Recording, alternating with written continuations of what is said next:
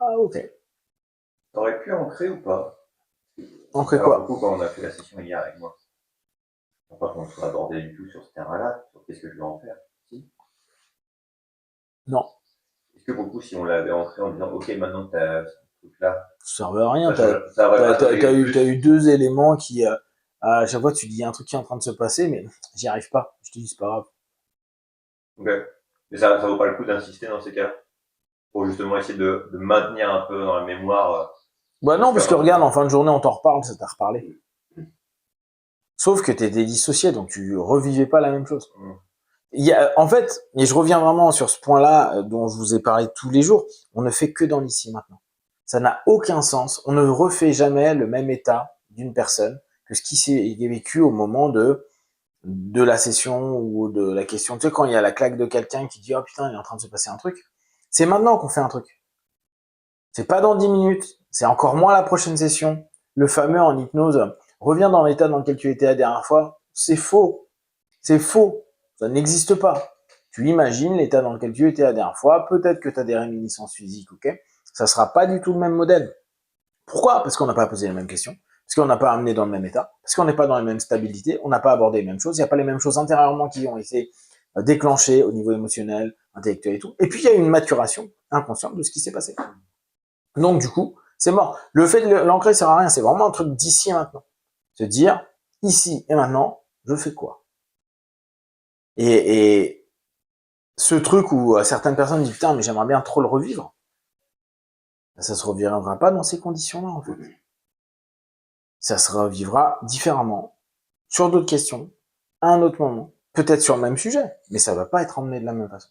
Parce que la condition, le cadre personnel de la personne, quoi, du partenaire qui vient en session, est différent d'une séance à une autre, d'une heure à une autre, etc., etc. On est hyper variable. Et le problème, c'est que dire le principe de ça est ancré, non, c'est une illusion. Et en plus, un des trucs qui est marqué avec les ancrages, c'est que ils disparaissent quasiment tous parce qu'ils sont pas même utilisés, mais parce qu'ils sont pas assez prégnants pour beaucoup. C'est comme sur les traumas où les gens te racontent à chaque fois leur trauma, mais qui en fait se modifient au fur et à mesure qu'ils l'expliquent. Ils disent oui, c'est ça exactement. Non, non, il y a des moments c'est plus intense pour plein de raisons. T'es plus fatigué, t'as moins d'énergie, t'es pas cool et tout. C'est le E qu'on dort, l'énergie. Et bizarrement, ce même trauma te devient plus fort. Et d'autres fois, ah non, ça va, j'ai dormi en ce moment. Pourtant, oui, mais ça me redéclenche. J'ai revu un chien, je suis phobique des chiens. Il y a des jours c'est mieux et d'autres moins.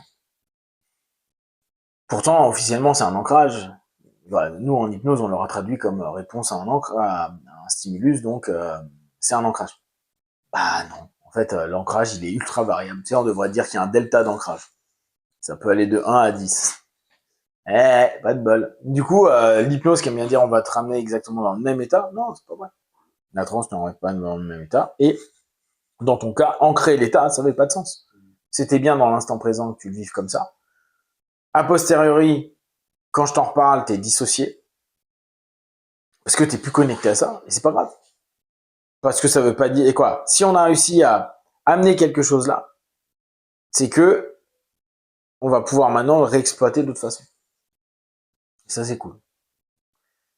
Donc, trouver une décision ou, ça dépend comment vous avez bossé, trouver une décision commune pour mettre en place ce qui a été capté dans le cadre, les options et les neutralisations, afin de mettre en place des actions. Donc, on se décide et on agit. Prescription de tâches la plupart du temps. Faites faire des actions aux gens. Parce que la notion d'action, elle va confirmer ou infirmer le travail précédent, et elle va permettre de nous dire, d'avoir du feedback, donc c'est pour ça qu'il y a le R, il y a retour, et derrière, responsabilité. Tu dois être responsable de ta décision, de ton cadre, des options que tu as choisies, et des actions que tu mets en place. Ça implique le partenaire. Les partenaires font pas ça. Par contre, vous pouvez vous poser, vous, hors cadre, vous dire, ok, là, dans tout ça, il vient de se passer ça a été quoi la décision prise par les gens pour qu'il se passe ça?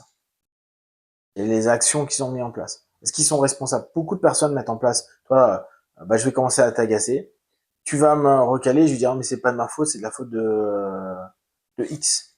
Je prends pas ma responsabilité alors que j'ai décidé de créer une tension, un conflit ou de partager quelque chose. Ça, c'est hyper important. Tu peux revenir en amont et te dire, mais c'était dans quel cadre? Pourquoi maintenant j'ai ce cadre-là? Pourquoi il m'a emmené dans ce cadre-là? Ok. Quelles options ils avaient plutôt que se mettre en mode victime? On va reprendre ton exemple. Elle avait d'autres options. Qu'est-ce qui fait qu'elle n'a pas mis d'autres options? Ok.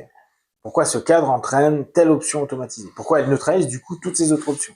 Parce qu'elle a décidé de venir en contact avec toi au travers du mot de la parole par rapport à tout ça et de créer au travers du dialogue une action potentiellement de tension qui pourra amener quelque chose. Ok, mais la personne est du coup responsable de ça. Quelle est sa responsabilité? Quelle est sa part réelle de responsabilité? Est-ce que la personne prend en compte cette responsabilité de se mettre en victime, de t'inviter dans un état et de créer un cadre qui va être un cadre d'opposition, de frustration, etc., etc. Et nous, on peut se poser le condor, vous pouvez l'interroger de plein de façons en fonction de ce qui est en train de se passer, vous dans votre vie, et aussi par rapport aux autres. Ça nous permet du coup d'avoir une cartographie de ce qui est en train de se passer, en train de se dire, ok, mais là on en est arrivé là, mais pourquoi? Qu'est-ce qui a fait que? Quel cadre a fait que? Ou quelle décision la personne a prise pour qu'il se passe ça? Et du coup, mais quelle action a été mise en place? Est-ce que la personne se responsabilise? Vous allez voir que beaucoup de fois, les gens prennent des décisions, créent des actions, et là, la responsabilité, elle est super loin. Comment tu la poses cette question-là?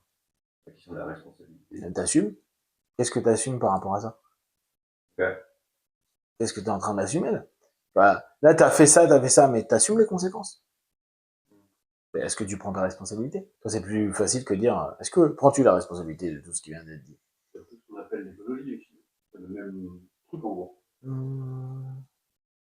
Non, je le mets pas dans le même. Vas-y, toi, comment tu le perçois?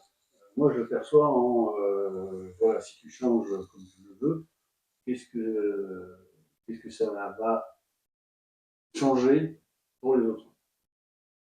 Donc, en gros, ta responsabilité, qu'est-ce qu'elle va changer pour les autres? Ah, je vois ce que tu veux dire. La responsabilité vers l'extérieur. L'écologie serait une partie de la responsabilité. C'est ça, donc. Mais une partie. Je le vois plus étendu que l'écologie. Parce que je le vois en interne, je le vois en externe.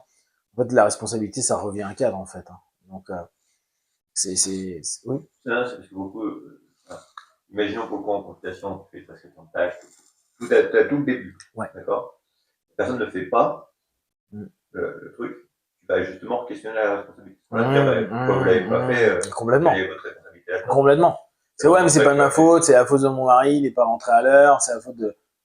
Je m'en fiche, tu t'es engagé, décision. Ok, donc tu as vraiment insisté sur ça, ah, bien sûr. Vous êtes engagé à le faire, vous l'avez pas fait. Exactement. Et le pourquoi, comment, quand tu vois. Pour toi, non?